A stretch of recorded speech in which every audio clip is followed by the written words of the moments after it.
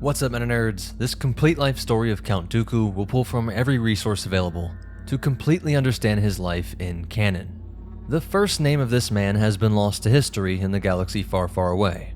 In his youth, he was known only as Dooku. Born on Sereno, located at P5 in the Outer Rim, 102 years before the Battle of Yavin, or 80 years before the Clone Wars. His parents were Count Gora and his wife Countess Anya, and Dooku would have a brother named Ramel and a sister named Jenza. Their family had for centuries been by far the most powerful on Sereno, and history had become legendary, with tales of how their ancestors were the leaders of the resistance against the Sith Empire in the times of the Old Republic. While the planet was ruled by 6 great houses on Sereno, it was Dooku's ancestors that took the title House Sereno, and ruling from the Great Hall of Castle Sereno, all knew that that green sigil that loomed over them was the sign of true power in this violent region of the Outer Rim. Rommel was the eldest brother, and when Dooku was born, the oddities of this young boy could not be ignored for long. Perhaps because the family tradition stressed how dangerous and monstrous the Sith were, and if they really knew their history, they would understand that the Sith merely emerged from the Jedi Order, and the two groups shared one devilish thing in common: a Force connection that led to unnatural powers, something that made them unique from any other beings out there. Count Gora hated the Force-wielding freaks, and when Dooku's powers started to emerge, the father was quick to put this abomination to death by exposure. Though there does seem to be an internal struggle here, or maybe between the father and mother, some sort of mix of parental impulses and sympathy, because Gora did not order some servant to deliver the child out to the forest, but he personally would carry the boy there, though the Jedi Order was contacted, informing their seekers that there was a potential youngling, and of course there were surer ways to make sure the child would die. It seems someone was torn here, wanting the freak out of his palace as fast as possible, and there was also no wait for response from the Jedi. The boy was left in the forest without any clothes or anything that could connect him to House Sereno. As the Force would have it, a seeker was close enough to respond and rescue the boy by nightfall, as it was very likely that a single night exposed like this would lead to death by freezing or being ripped apart by spine wolves.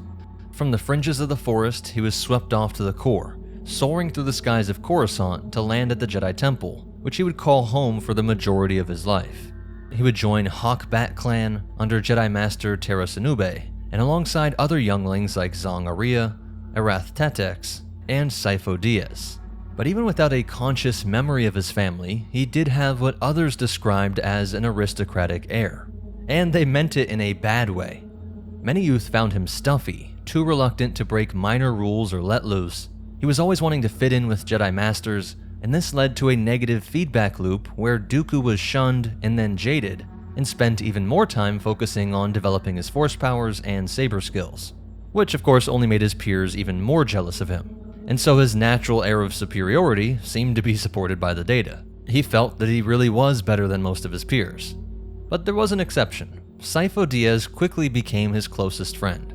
By 90 BBY, being a 12-year-old Jedi initiate, he and Sifo Dyas were to accompany Grandmaster Yoda and Master Sinube and Eula Braylon on a mission to Sereno. Dooku did know that this was his homeworld, but that was all he knew. The occasion was a massive galactic festival, and in the chaotic streets packed with people, some kids were lighting off fireworks, and as they ran off into the crowd, Dooku locked eyes with one and caught a strange feeling, like he recognized one of them. As he followed them, he saw a group of thugs trying to kidnap the pair, but Dooku sprung into action, and with his Force powers and Electro Blade, he was able to get the thugs to flee. The two children thanked him and introduced themselves as Jenza and Ramel. As they talk, Dooku mentions that he was born here, but he has no memory of the place, and Jenza offers to give him a tour. They played the traditional games and ate this food unique to the festival, and eventually they end up at the Great Assembly, where Dooku would look upon the seals of the 7 houses, those families that had liberated their people from the now long-extinct Sith. But in this great hall, there was an ancient carving of a Tirataka, a native dragon-like beast whose sculpture was said to bestow bad luck on any who touch it. As legend said, these dragons were corrupted by dark side wielders and used in the Sith conquest of Sereno. It was said that when the beast was defeated, it became trapped under the surface of the planet, and it now held their world together. Dooku was eerily drawn to it, an irresistible pull that quickly connected his hand to the stone. And within seconds, an earthquake was ravaging through the capital. Screams erupted from the festival goers, and the Great Assembly collapsed on Dooku and Jenza. Though he called deeply on the Force, using all his abilities to keep them alive, it was only with the help of the Jedi Masters coming to the rescue that they were finally back in the light of day, only to hear Count Gora laying into Yoda, cursing these Force-wielding freaks that only ever seemed to bring destruction, no matter how good they said their intentions were. This pile of rubble had been their most ancient monument, all because of some Jedi child. And when he hears Yoda say the name Dooku, the man nearly turned violent. He ordered them to leave immediately. This whole situation seemed to prove to the Count that he was right in worrying that his own offspring would destroy their proud family. In this horrific scene, from the dark side-fueled Force vision, narrowly surviving the earthquake, and now through shouted curses, finding out the leader of this world was his own father, that Jenza was his sister, and that his Count wanted to ensure that Dooku would never set foot on his homeworld again.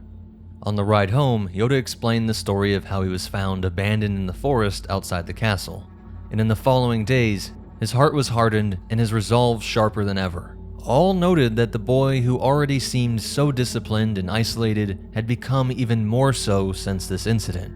His skills saw another dramatic increase, furthering the gap among his peers. But Sifo Dyas remained his close friend. And around this time, an attendant from Sereno had found a way to meet with him and gave Dooku a comm device that could allow him to speak with his sister back home, all over an encrypted line. And shortly after this, his friend would share that he had a journal of the expelled Jedi Cleus Teradine, and with this he learned of the so-called Bogan collection located inside the Jedi archives. Now, before this order even went by the name of Jedi, their predecessors, the Academy of Force Wielders on Tython, known as the Jedi, would meditate on the balance of the Force, symbolized by the two moons Ashla and Bogan, which were natural nexuses in the light and dark side of the Force. After a civil war between these Force wielders, the exiles would go on to become the Sith, and those that became Jedi would forever enshrine a new philosophy, a complete rejection of the dark side. No one was ever to entertain the powers of the Bogan again. But it was Sifo Dyas, enraptured by this exiled Jedi's journal, that resulted in this moment at the literal threshold of their lives, standing outside the high-security doors that sealed away the Sith's secrets. Dooku would use his unique precision and force telekinesis to move fine sand particles to neutralize the magnetic lock. And once inside, he looked at the horrid and fascinating menagerie of artifacts from thousands of years of conflict between light and dark. But of all the pieces of armor, weapons, trinkets, and scrolls, there was one odd piece of metal that pulled on his mind so forcefully that it was as if through a sort of dark magnetism. And when it touched his flesh, he instantly connected it to the Tirataka dragon statue. And in the next instant, an explosion of fear, anger, and power flew through his body, sending his friend crashing into a cabinet. The commotion alerted Chief Librarian Rastelli Quist to rush to this most forbidden of chambers, and while being treated for their injuries, and simultaneously scolded by the Masters Yoda and Braylon, Lenny Costana, a female Jedi of the Altiri species, she interjected that the real lesson here was for the Jedi Order as a whole.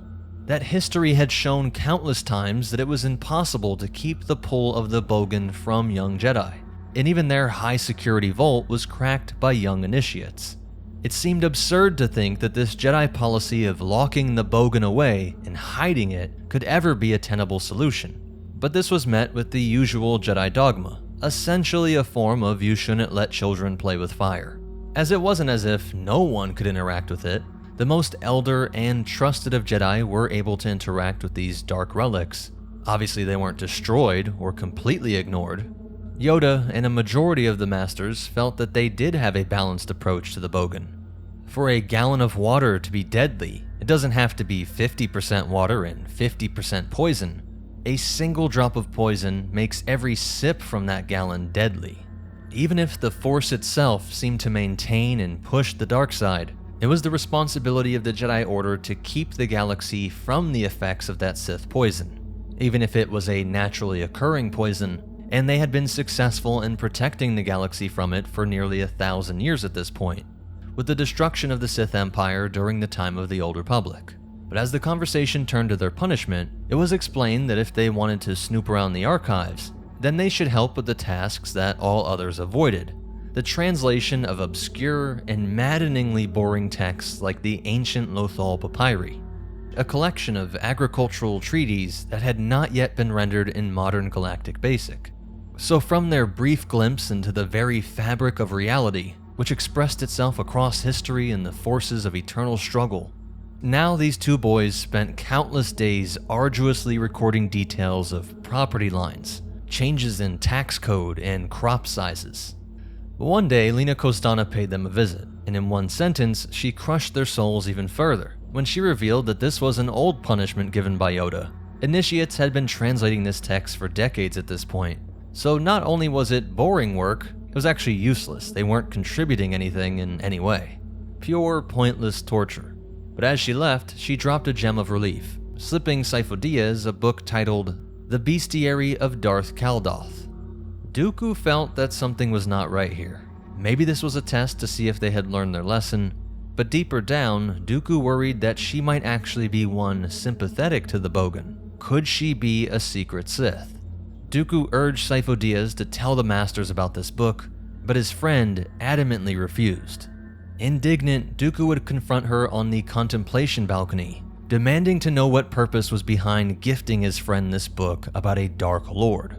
She claimed it was just a test, but Dooku, who many saw as introverted and reclusive, knew that despite that, he was excellent at reading people, and he sensed great anger in her. By now, Dooku had crafted his own lightsaber with its unique curved hilt, much harder to wield than a basic one as it changed the angle of strike, and thus increased the learning curve on every single movement and every single Jedi form. But he felt this challenge was worth it, as it also meant that his opponent would likely never have experienced these movements and angles.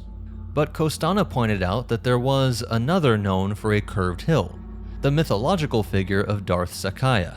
Though not believed to be a real Sith, merely one of fanciful and instructive tales for children, still she found it curious that this Jedi do-gooder would recreate a Sith's weapon. And she pushed further, revealing that she knew of Dooku's odd connection with the Tiritaka.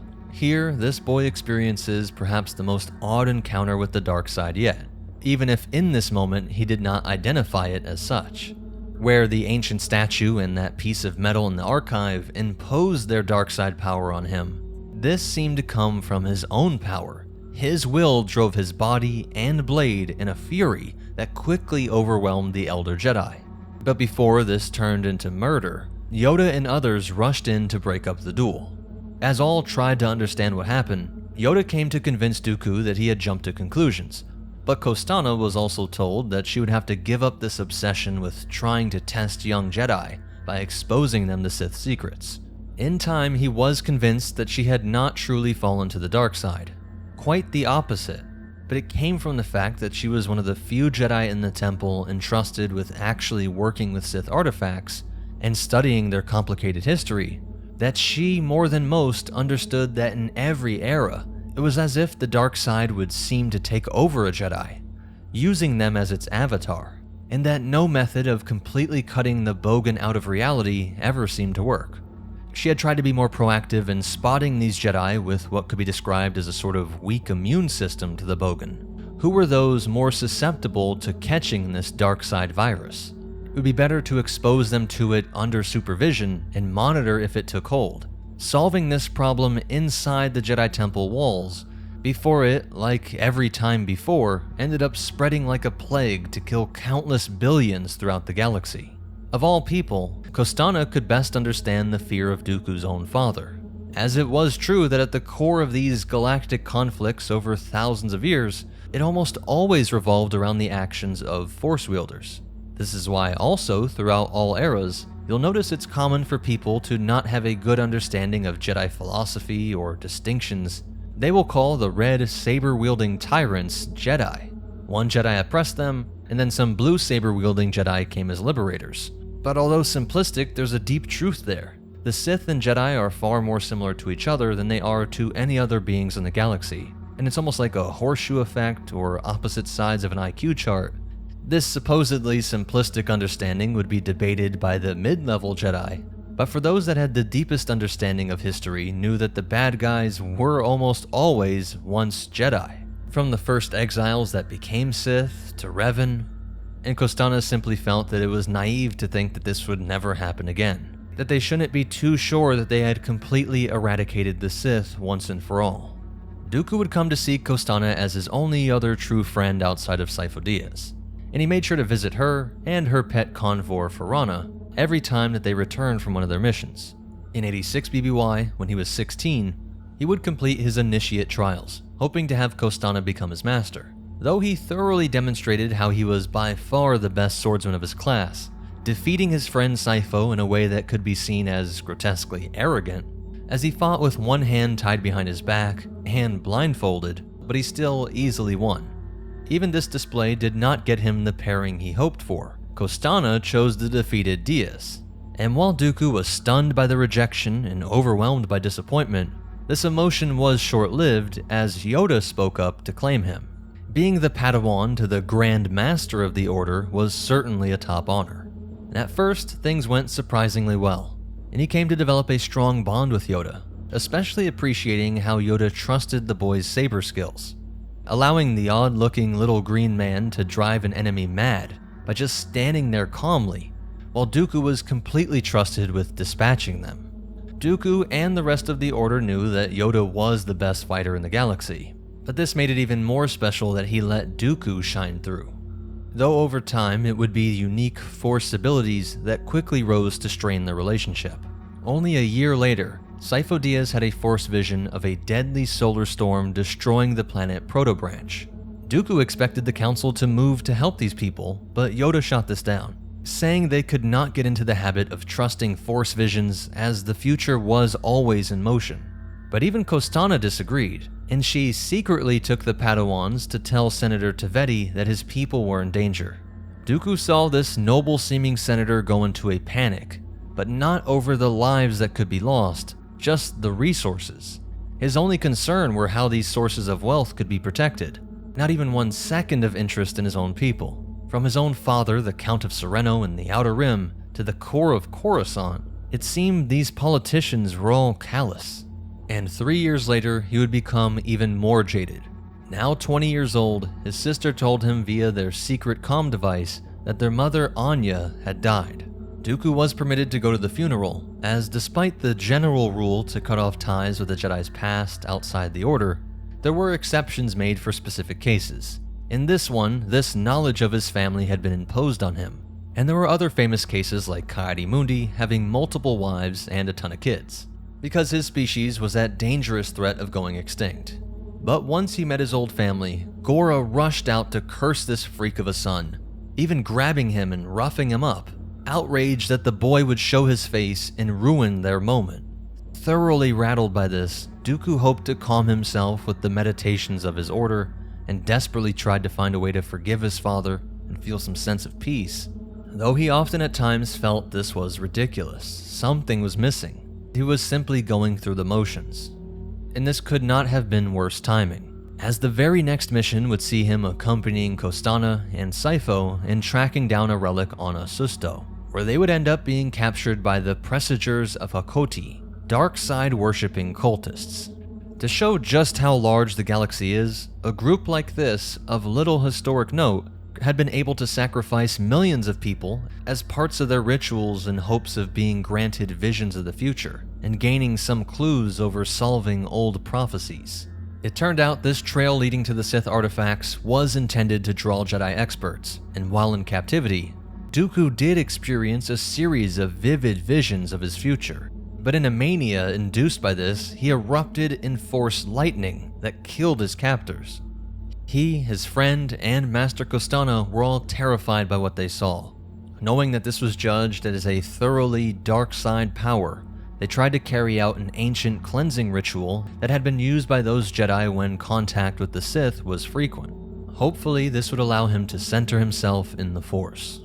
By 78 BBY, at age 24, Dooku had become a Jedi Knight, and relatively soon after attained the rank of Master. By now he had seen numerous aggressive negotiations and was seen as rivaling Yoda in terms of sheer force power and duelist ability.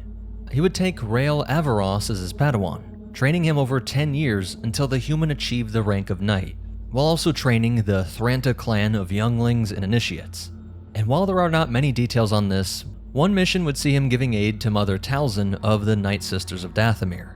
Their entire world was a unique dark side nexus, which manifested in the green ichor that powered the witch's magics. Knowing how the dark side was seeming to be so eager to surge through him, it is impossible to think that his time here was without incident, and something compelled him to give Mother Talzin a lock of his hair, showing that Dooku at this time was likely immensely curious in Force traditions outside his own order. By 68 BBY, at 34 years old, he would take on the 12-year-old Qui-Gon Jinn as his second Padawan. On the night of selection, Dooku could sense there was fear in the boy, but Jinn said it was a fear of not becoming a Jedi, that he would fall short during his training and never become a knight. Dooku assured him that he should not be ashamed of these fears, but the fact that he was actually aware of these feelings showed that he respected the title of Jedi so much that he did not take it for granted, that more Jedi should think deeply about what it really meant to be part of this order. They should strive to bring their lofty goals to realization in the real world, outside these temple walls. The fact that Jinn understood that one could seem outwardly like a Jedi, having the titles and even the skills, but still fall short, showed that he thought deeper about this than many masters that Dooku had met. Dooku then took him for a tour of the temple archives, but one ancient and odd-looking holocron caught Jinn's eye. It was unlike any others, and Dooku's reaction to it was as if it was a living enemy that pounced on them. The Master sharply critiqued this thing that he called the holocron of Jedi prophecy, saying it was a sort of labyrinth that would suck Jedi in and waste their lives on its nonsense. Or worse, it had been some Jedi's first steps on the path toward darkness. The Jedi mystics of old believed in prophecies of all sorts, but the most intriguing was one that spoke of a time when balance would be restored. Qui-Gon nervously asked if just wanting to learn prophecies could damn one to darkness, but his master assured him that it took far more than that.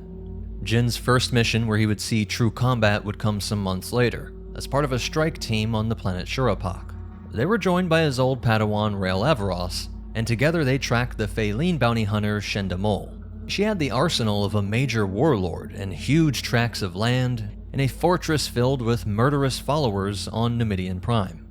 Dooku had entrusted Jinn with sneaking into the compound, but he was captured, and looking into the desperate eyes of this helpless young soul, his compassionate and intelligent Padawan, seeing that he was seconds away from being executed by this worthless barbarian beast, Dooku snapped, and crackling bolts of blue-white lightning shot from his fingers, zipping around and through her body, ensuring that this plague on the galaxy suffered intense pain in her final seconds of life. What would have normally been cause for deep concern, maybe even demanding that Dooku be detained and placed under Jedi supervision, neither he nor his Padawan saw anything wrong with this.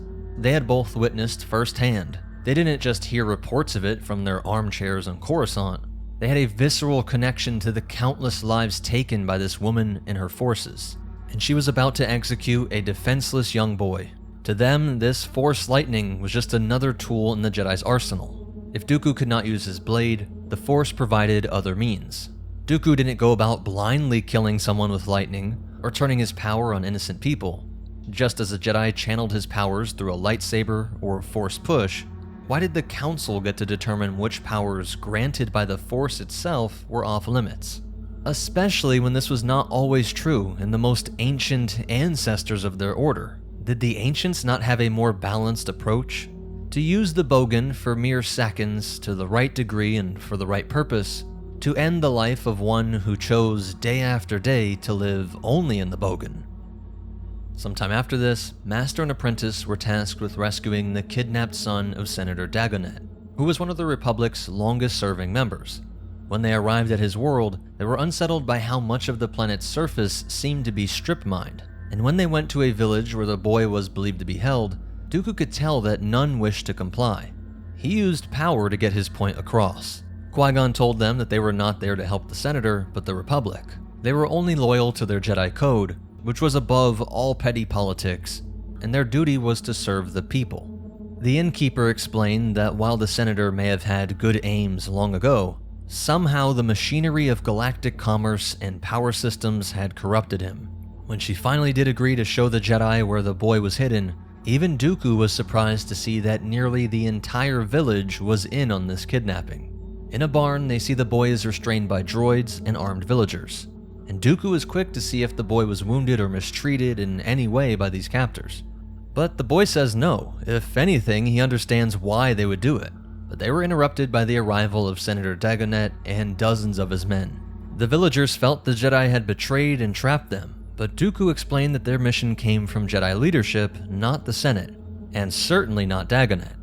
And they actually spot the villager that had sold them out for a loaf of bread. That vicious and greatest ally to a tyrant being the very conditions that he imposes on his people. He can prevent the masses from rebelling over their living conditions by using those hoarded resources to uplift a few key people that will then turn on each other out of desperation. Dooku declared that he will not step aside, that this was an ongoing Jedi investigation, that they serve the people and do not take orders from any government official. But Dagonet knew that he had sheer numbers on his side. He ordered his men to raise their weapons, and the Jedi ignited their sabers. When Dooku stayed firm, a firefight erupted. Villagers were quickly cut down, while the Jedi tried their best to just keep themselves from being overwhelmed. When the smoke cleared and Dooku looked around at all of those that he, one of the most powerful Jedi in the galaxy, had been utterly unable to defend, he again felt that rise of darkness. This senator was so emblematic of the authority figures that haunted the halls of every institution on Coruscant. He had stripped their world, made their lives hell, and without a drop of remorse ended the lives of his own people. His hand moved and the senator's throat began to close. The men were a mix of fear and confusion about what to do. Shooting at Dooku might ensure their master's death, and while Dooku was burning with the flames of righteous fury, Qui-Gon was quick to release the captured son, and when he came out to his father, the boy begged Dooku to spare him. It was finally the calm words of Qui-Gon that seemed to snap him out of it. Their words shared on the voyage home showed just how embittered Dooku had become towards galactic politics at this point. While Dooku praises his apprentice for saving lives, Jinn says that he just stayed focused on resolving the conflict, that the senator wanted his son back, so he just wanted to present the boy as quickly as possible, and pushes his master to wonder if the reason why Dooku didn't think of this is because he was more focused on punishing the senator. To force this issue either to investigation by the Order and/or Senate oversight forces, or even to push this to a violent confrontation. Dooku knew the latter was the true reason, that in one sense he hoped to use the power of the Jedi to force the senator into submission. The man and his guards should have trembled at the sight of Jedi blades and the tales of force powers, but also that he was fine with killing the senator himself, seeing that this enormous system of checks and balances, of watchdog groups, NGOs, news media outlets, and what should be the basic moral recognition of your fellow beings, it was all apparently inadequate. He was willing to commit violence to bring about the change these people needed. And after sitting in that thought, he smiled and said that Jinn was much wiser than himself. In the 8-year period from 50 to 42 BBY, this feeling would only deepen in Dooku's heart and mind. He and Master Windu were tasked with returning the body of Master Khatri, who was killed in an ambush on Raxus Secundus. And most suspicious was that Raxus Senator Lorik was with the Jedi, yet somehow survived. But Windu was suspicious of Dooku's suspicions, thinking it all sounded like a conspiracy theory.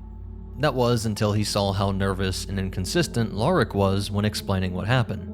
When they got to the site, the Jedi noticed that the Senator's transport was not fired on, and in a flash, Dooku's rage exploded and he ignited his blade.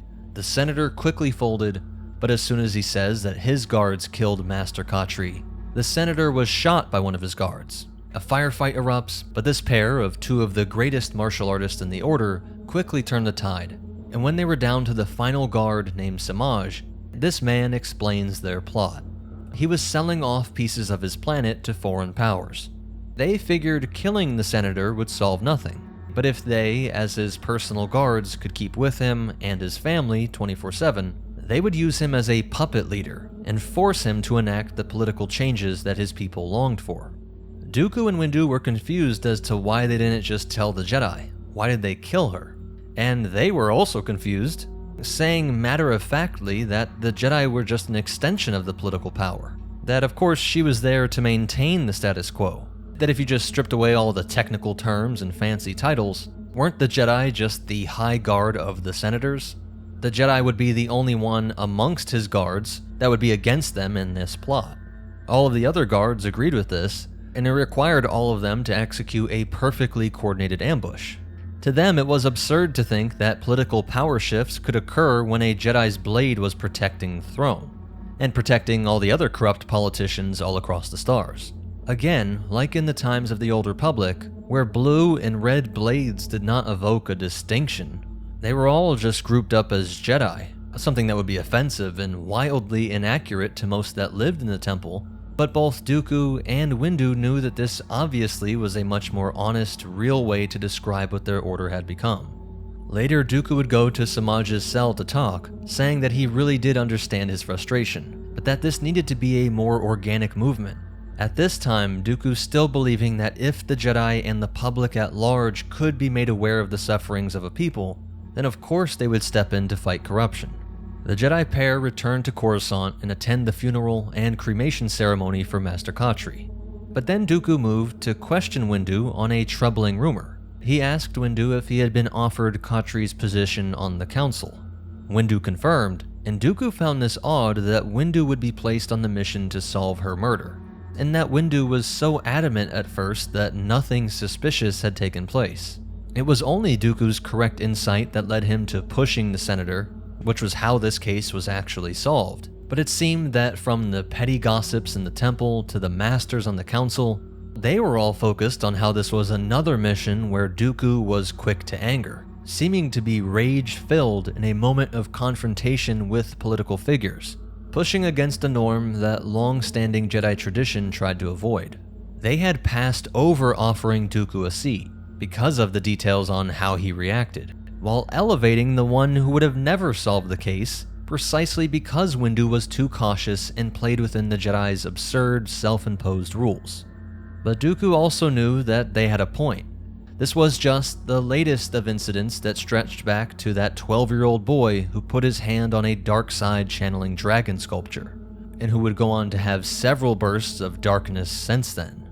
Whatever his issues were, it did not forgive the apathy the Jedi seemed to have toward a galaxy under the boot of corporate greed and political tyrants.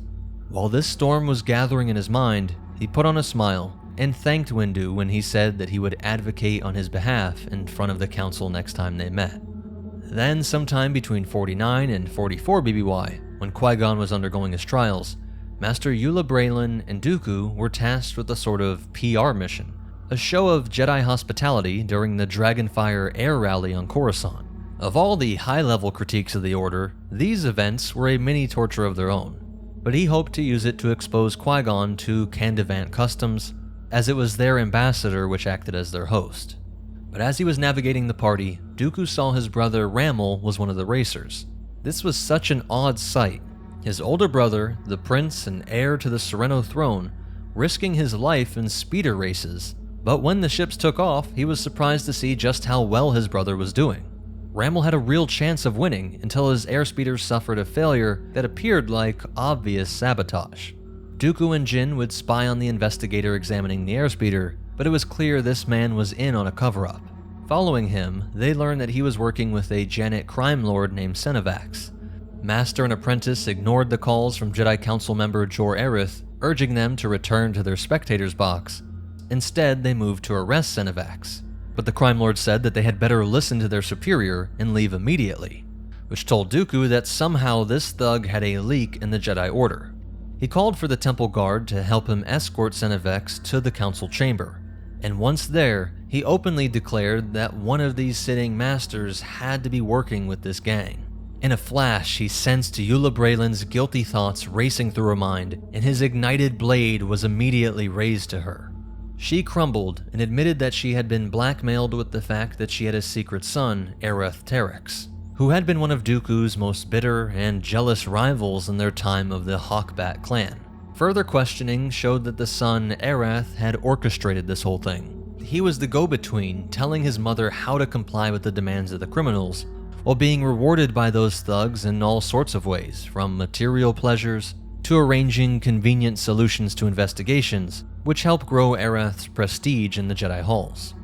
This plot would see them taken to the Citadel on Lola Seyu, one of the galaxy's most secure prisons made by Jedi for the purpose of holding captive those rare few who turned against their fellow Jedi. Dooku was unexpectedly shaken by this. Here, the man so quick to pull a saber to bring about justice did find it disturbing how the Jedi would lock up their own and throw away the key. Worse, that they seemed to take no time to reflect on why it was that this desperate mother, who had risen to sit on the council, did not feel like she could tell her story. Why did she feel eternally damned? At no point over the decades did she feel like she could own up to this and explain her failing. Clearly, she was not confident in the forgiveness and understanding that would flow from her peers. But when Dooku was offered her now vacant seat on the council, he did take it, hoping to change the order from within. Years would go by, but all of it merely seemed to prove his worst suspicions. Even at the height of power inside the Jedi Order, living in the capital of the galaxy, it seemed one man could not change this system, or at least not from within. Or, in his darkest and most secretive of thoughts, perhaps change could not be brought about openly. When your intentions were said openly and honest, it gave all the evil powers that be every chance to undermine you. Meanwhile, Qui-Gon Jinn had become a master, and would take on an apprentice by the name of Obi-Wan Kenobi, whom Dooku often praised. Dooku himself would take on a female apprentice whose name has been lost to legends. All we know is that she did fall to the dark side, and she died under mysterious circumstances, possibly slain by Dooku himself, and he would keep her 2 red-bladed lightsabers. It is utterly frustrating to galactic historians how little detail we have on this event, which must have had such a profound impact on his psyche. He and Sifo Dyas had been flirting with the dark side since the age of 12, and throughout his life it burst through on several occasions, but even into his late 50s, it had never come close to overtaking him. Surely he, like Kostana, had expressed frustrations with the dogmatic suppression of the Bogan, but the fall and death of one under his care seemed to prove the most disinterested, apathetic, and incurious Jedi in their order correct. How could he argue against them when his apprentice died? Or was it truly because of their suppression that she was driven to such extremes? This false dichotomy driving countless Jedi mad over the centuries. She, like the disgraced master now wallowing in a cell in the Citadel, felt that she was utterly alone the second that the dark side pulled her onto its path. That no one would dare to set foot on the dark side, even if it was so that he could pull a friend back into the light. By 42 BBY, at the age of 60, we would see him finally step away from this order. This year is when Averross introduced him to Naboo Senator Sheev Palpatine, after Dooku delivered a powerful speech in front of the Galactic Senate. But this was not connected to his departure, at least not obviously, for it was the call back to Sereno by his sister Jenza, pleading for help with the sudden invasion of Abyssin mercenaries. He, along with Kostana and Sifo Dyas, they rushed to his homeworld to aid his brother's forces. After the death of their father, who went to his grave unrepentant of his treatment towards his abandoned freak child, the throne was now filled by Count Rammel. But in the fighting, Dooku's unmatched knack for spotting treachery led him to a plot that shocked even this jaded old man. His own brother seemed to be just another corrupt leader, one of the worst he had ever seen, in fact. In his want to break away from the Republic, he was the one funding the invasion by these mercenaries, all in a hope that a lack of a response by the Republic would turn public opinion to his favor, and people would cry out for secession from Coruscant, making Rammel a truly unchecked dictator. When confronted, Rammel was easily killed by Dooku, and this is what finally sent him over the edge. He took the title of Count Sereno, along with one of the greatest fortunes in the galaxy, and told Yoda he intended to leave the Order.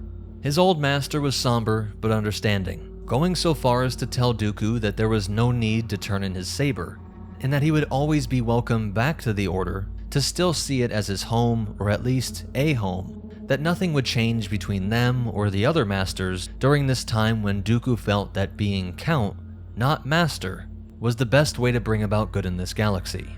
And his very first diplomatic exchange with the Republic was a distillment of decades of anecdotes. The Republic, which to his brother's credit really was reluctant to aid the people of Sereno. Apparently during this conflict, some investor connected to politicians must have caught wind of the Sacanium deposit that was discovered during the fighting with the mercenaries. And only now, with this great reserve of some precious natural resource, did the Republic want to send all sorts of representatives and peacekeeping forces, saying they would help to fully eradicate the mercs and make sure nothing like this could ever happen again. Dooku refused. It was declared that the entirety of the recovery effort of Sereno would be taken care of by Count Dooku and the other noble houses, using their wealth and driving the people to the most productive measures to rebuild and grow their economy. When Dooku did return to Coruscant to say his goodbyes, now a count walking the halls of the Jedi Temple, he spoke with old masters, apprentices turned masters, and their apprentices. But most of all, he made a promise to his greatest of friends and allies, Sifo Dyas, saying that one day they would see each other again. With that, the man who spent his entire life as a Jedi, whose only home was ever the Jedi Temple, and who 48 years earlier had the first brush with prophecies and the dark side willing itself into existence through him, 48 years of trying his best to maintain his trust in these ancient and hallowed institutions. At 60 years old, Count Dooku left Coruscant and returned to start the next chapter of his life, a tale which we will pick up in part 2. If you don't want to miss the next parts in this series, please subscribe and hit that like button, it really does help out. But most important of all, remember, if fulfilling the prophecy is so good, it's hard to think the guy that helps facilitate it is so bad. And the Force will be with you, always.